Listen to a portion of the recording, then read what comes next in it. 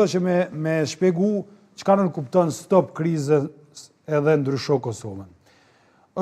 Kosova është për një vit e gjys nëse më lejohet pak me shpjegu këtë, për një vit e gjys është e bllokume, edhe atë është e bllokume jo sepse si mi marrë vesh sa mi rritë rrogat, as sepse si mi marrë vesh sa me koçmi i rrymës, as sepse partitë që në marrë vesh a me ndërtu një autostradë 3, as që në marrë vesh që me bo me arsim për reformën arsim, as reformën drejtësi, jemi blloku që një vit e gjys veç për pozitat shtetërore, njëherë të Albulena Agjiut, e të Albin Kurtit, e tash tek presidenti.